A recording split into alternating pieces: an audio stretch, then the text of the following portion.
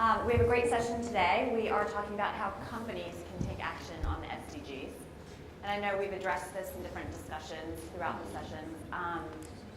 On this panel, we're going to take a very practical look at some of the tools and the resources that are available to help companies.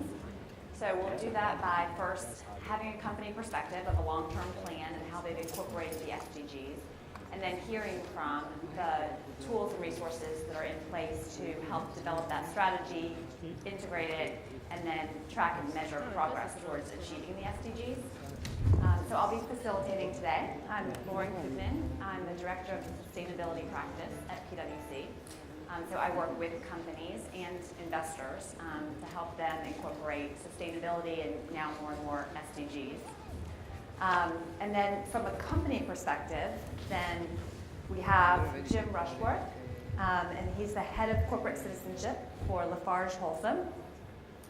We have Michael Meehan, who is the CEO of GRI, which is Global Reporting Initiative. We have Lord Michael Hastings, who's the global head of citizenship for KPMG. And then we have Jim Hartzfeld, who's principal of Hartzfeld Sustainable Advisors. So we actually have two Jims and two Michaels, and we've strategically put them on opposite sides. Okay, we now have a James and a Jim. Go ahead, Mike. So we'll start with the company perspective, and we'll turn to Jim and ask about the 2030 plan and how that was integrated and how you've garnered support throughout the company for that plan. Just for those of you who are not familiar with LaFarge Holcim, it's the largest building materials manufacturer in the world. We are in 90 countries and have over 100,000 employees globally. We were built from two legacy companies, LaFarge and Holcim, and both companies have had sustainability at the heart of their businesses for decades. Both were founding members of the CSI, the Cement Sustainability Initiative, as part of the World Business Council for Sustainable Development. So in April this year, we launched what we call the 2030 plan, and this is our sustainable strategy for the group going forward. And I say strategy because sustainability is one of the four key pillars of the company strategy. So it's an integral part of the business plan going forward. And the 2030 plan has measurable targets for 14 out of the 17 SDGs. These are areas where we can make an impact, where we can have also business opportunities going forward, new innovative products and also solutions, but also can work with many other companies in the sustainable construction area. So as we've heard on some of the speakers this morning about the urbanization, the large megacities that will be created in the future, LaFarge Holcim has developed solutions, building solutions to significantly reduce the energy consumption of buildings, which accounts for roughly 40% of the global emissions. So if we can make a big difference in the way that buildings use energy, then we can actually have a substantial difference in terms of CO2 emissions globally. The 2030 plan looks at a variety of areas, and one of the key areas that we are focusing on are inclusive business initiatives. And one example of those is our affordable housing program. So already in 24 countries we have solutions where we have ways of building low-cost housing to make it accessible to the base of the pyramid. We have also initiatives where we actually take slum areas and look at ways of trying to improve the quality of housing within those areas. As part of that initiative, we have access to microfinance. We also have programs where we actually train people on building skills. So in that one initiative, you are actually creating employment.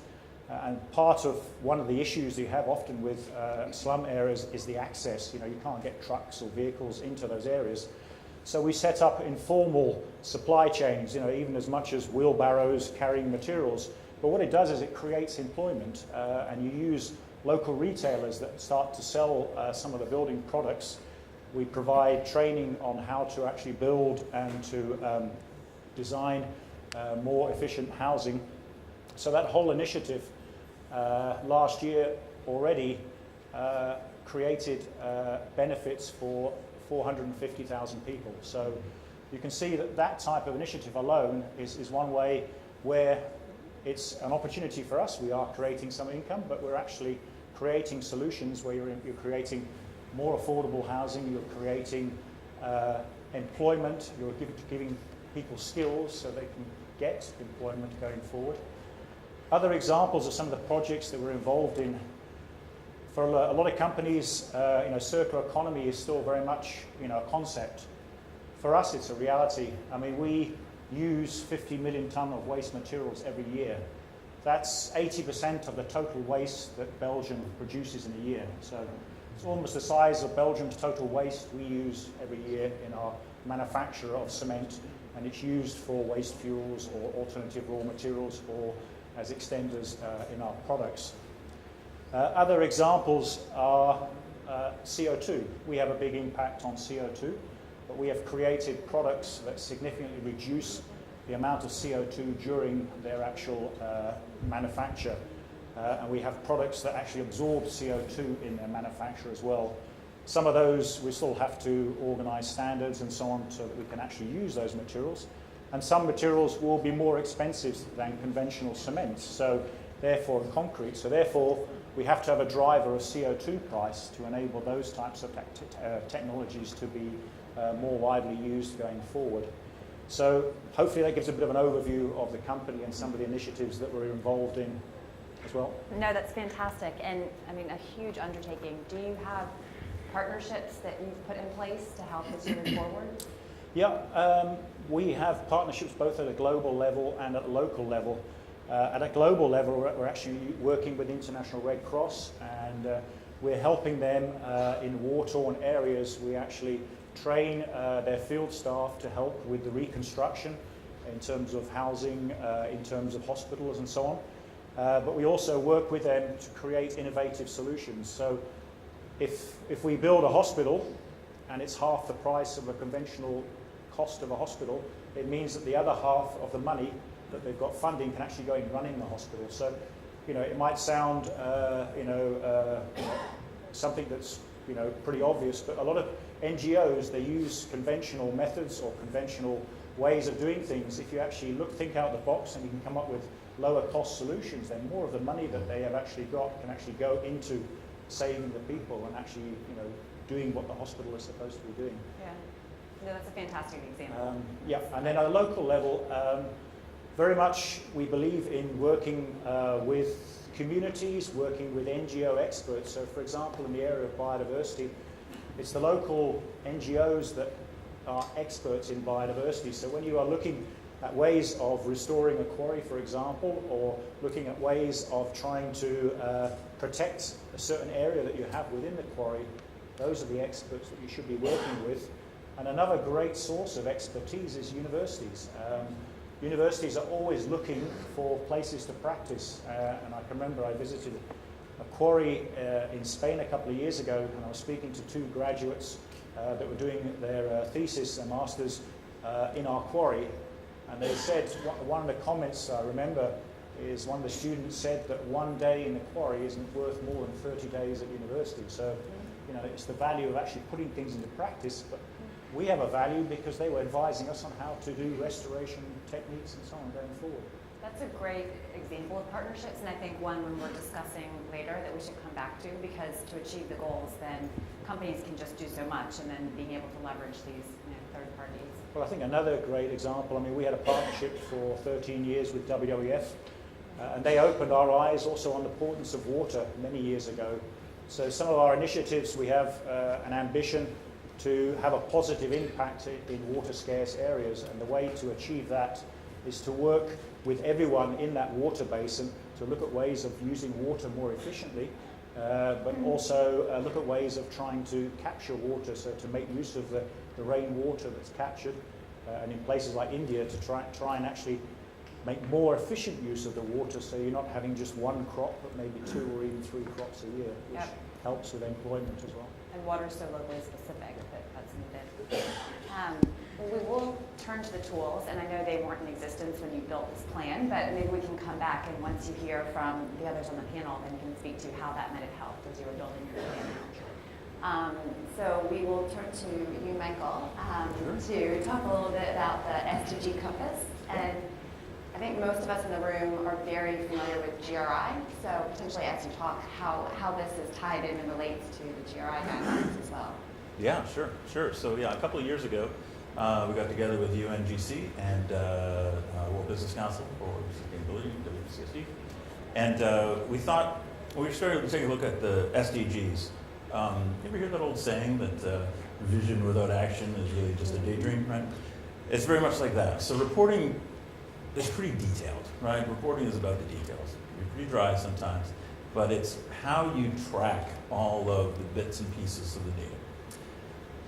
Principles and goals are the exact opposite, right? That's the other side of the coin. So vision without action, having goals and having principles without any action behind them is absolutely meaningless. And so UNGC right at the get-go saw that there was a gap. Right? So this is why we all got together. We said, well, we need to have some way of ensuring that if an organization or if a country is going to pick a goal, that we need to make sure that there is something behind that, some way of tracking progress, tracking what's actually being done and communicating that out. Right? So that's essentially what the compass is. So we launched it, I guess 2 years ago now, announced it at Davos with Lisa's predecessor, Garrett Gell, myself and Peter Backer from WBCSD. And it was kind of funny at the time because it was a room kind of about the same size as this, and everybody was talking about the SDGs and so on. And I was like, well, how many people in the room actually know what the SDGs are? Not one hand. Like, nobody knew.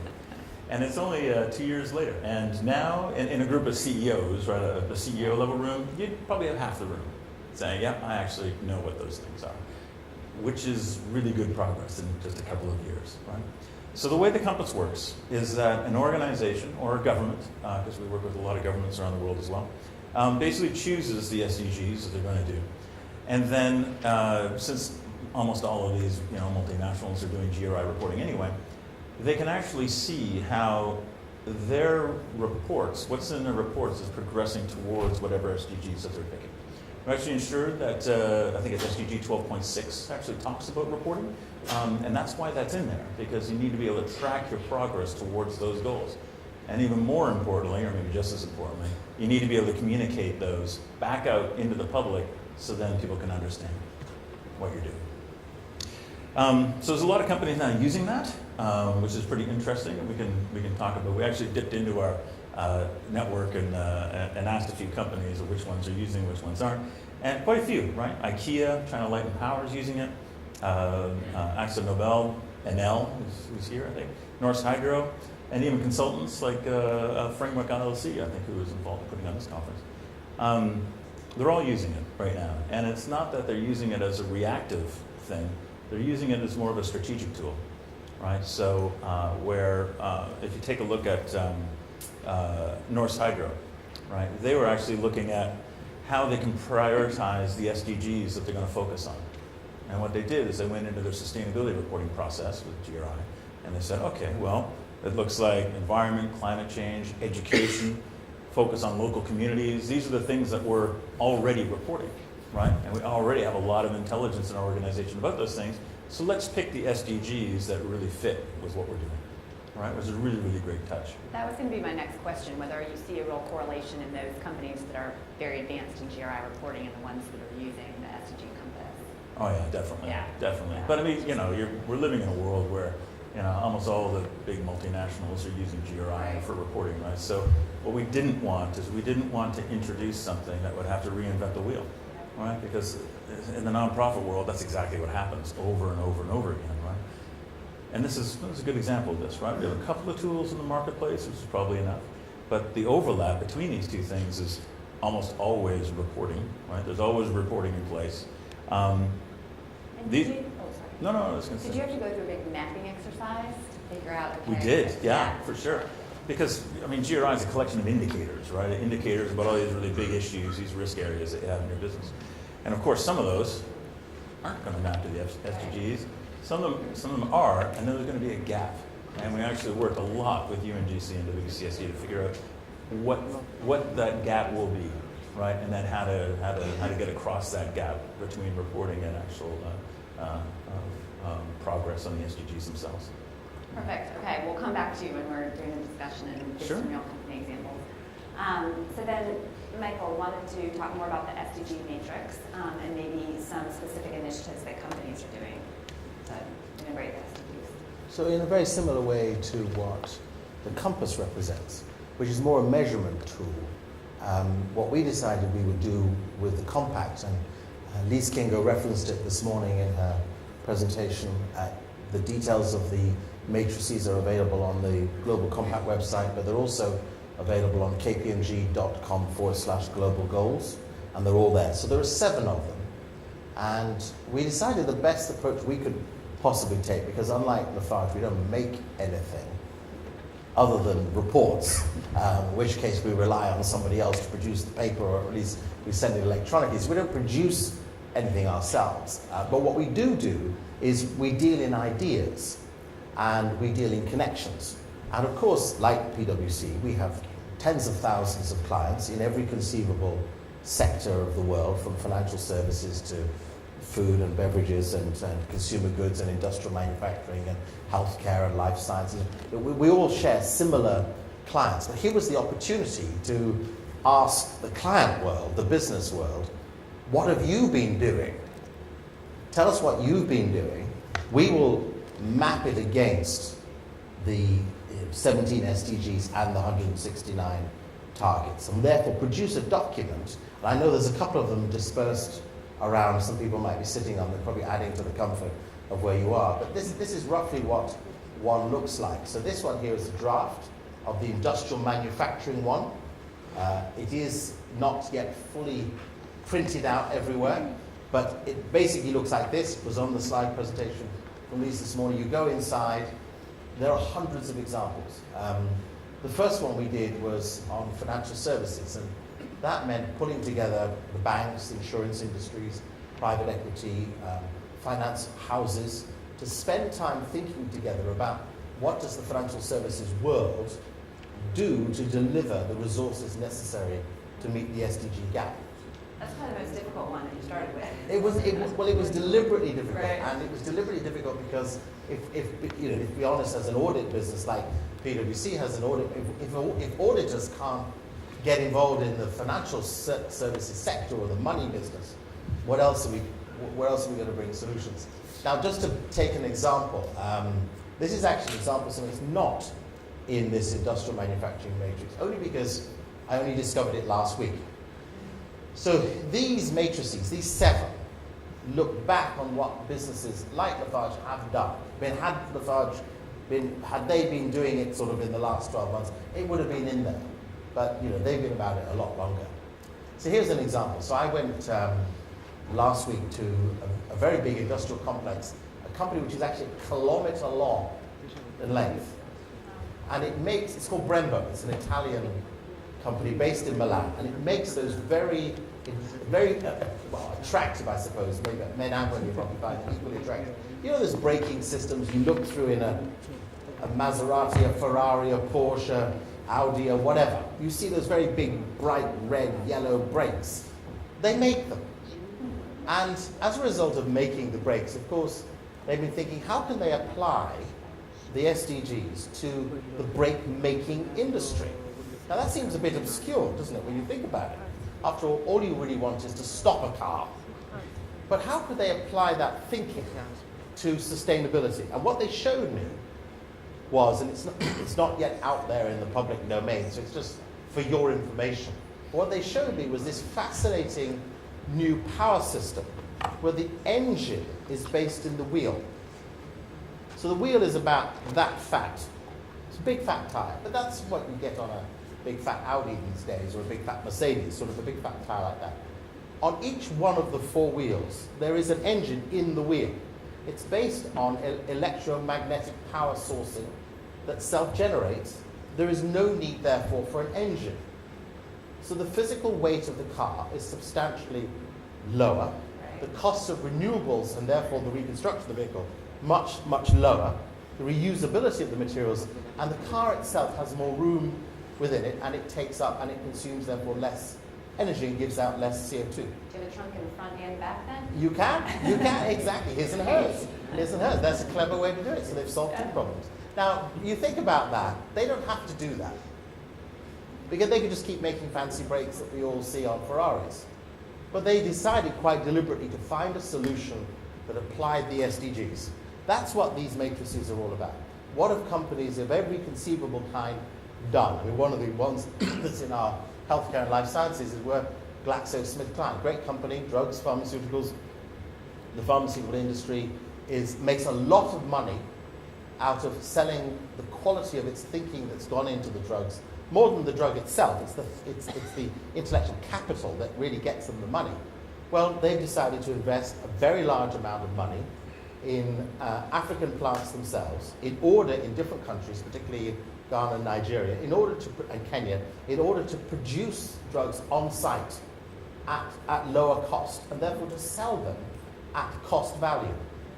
So all the weight of resource is borne by Europe, North America, but the distribution cost of people who most need those drugs is therefore considerably lower. It's easier to distribute, more rapid access. Now that's just the way in which a company says, let's not maximize the total value of what we can get by our activity. Let's apply our activity to the sustainable development goals to deliver better medicines. I like those two because the first one is all about innovation and new value creation, and then the second is about cost savings. And I think both sides are benefits from integrating the SDGs. I think the overall thing, so here was the question when we started having these conversations with Georg Kell a year and a half ago. And there was the question out there, which was so many companies say, so many industrial organizations say, so many finance organizations say, what can we do? I mean, these goals are wonderful, and these targets are amazing, but what do we do?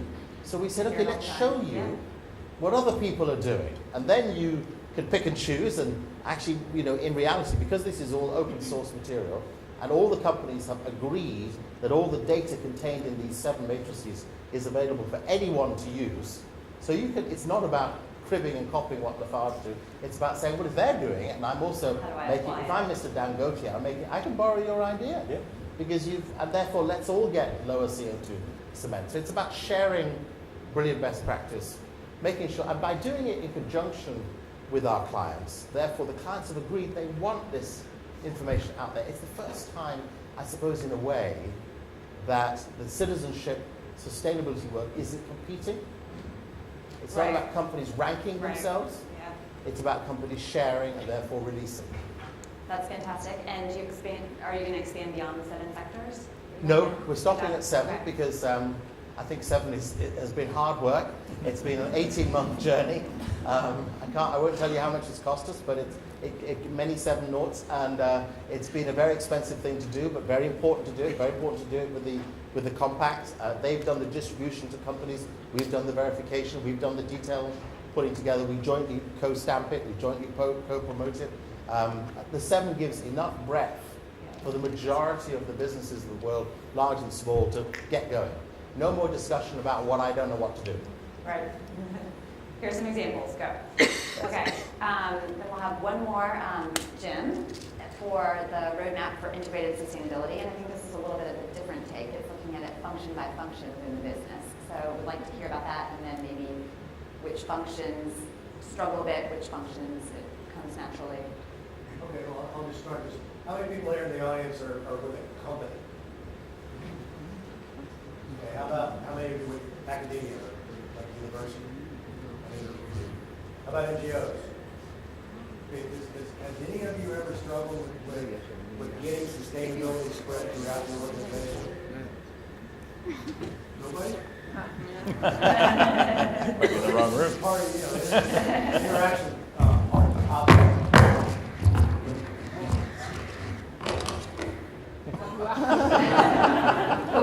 Do we need a medic?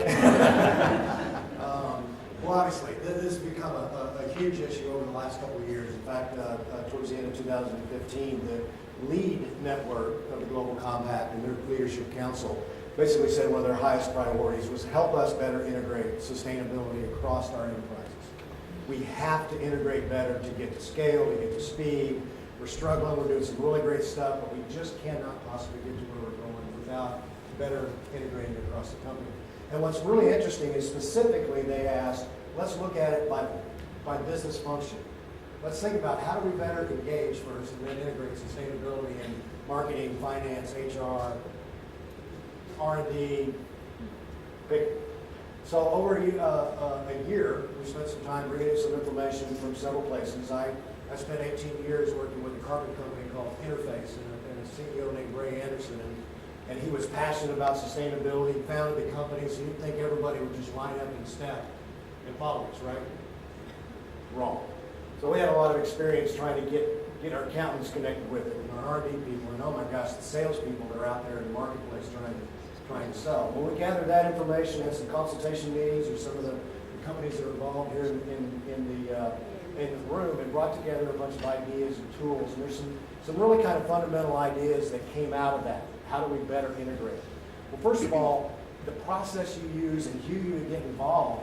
One of the first things we realize, it really depends on where you are in your journey. And there's some companies that are really early on that are still wrestling with compliance-oriented issues. There's other companies that focus more on productivity and efficiency. There's other companies that have kind of migrated into the growth, market differentiation. And there's some companies that are really wrestling with how does sustainability fundamentally alter their purpose or mission. But what we found is kind of whatever mindset kind of dominates your company, it's a completely different approach to who and how you connect people to that.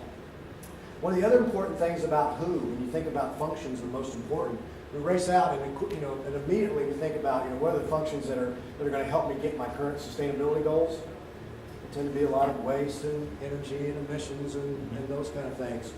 But another way of looking at this is a term we started using called the beating heart of the company. Where is the real core energy influence of the company? Sometimes it's a function. I used to work at DuPont. Well, that's a bunch of R&D and engineers.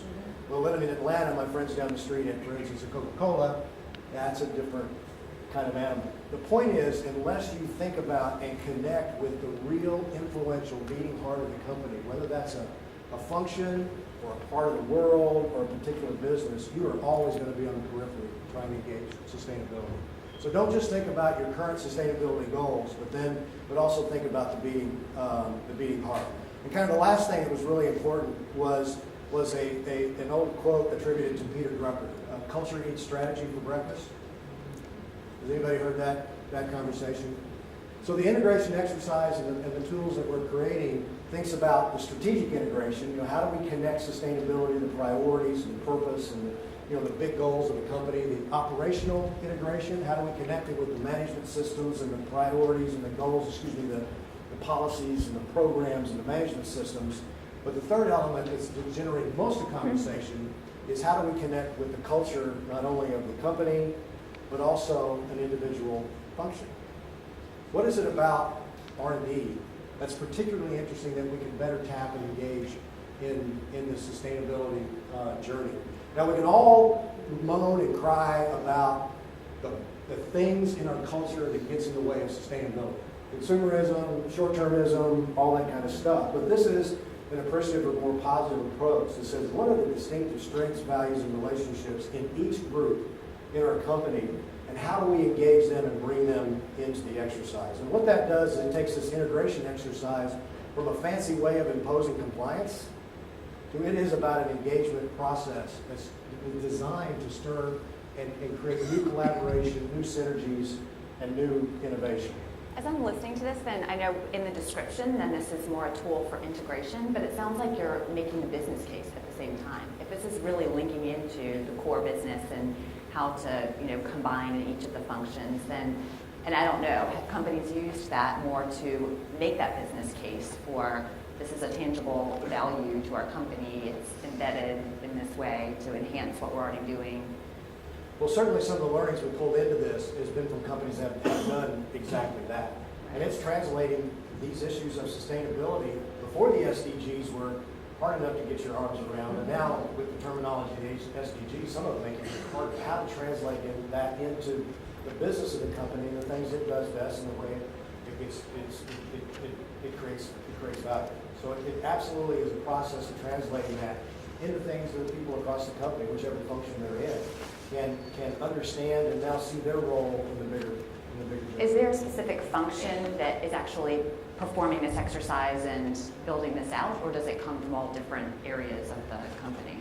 Well, one of the tools that we've created is, and there's a series that is now available on the Global Compact website, and there's a resource center out there we can share some of them with you as well, that covers 12 different functions. But part of it is you have to go through an exercise and figure out what are the most important functions in your company and to take that next step. And it'll be different depending on where you are in your journey and what kind of company that you have. But the point is to find those priority functions or groups of the company and start that process of uncovering these new opportunities. Did that get close to what you were asking? Yep, that's great. So thank you, everyone, and that's really good to hear the background.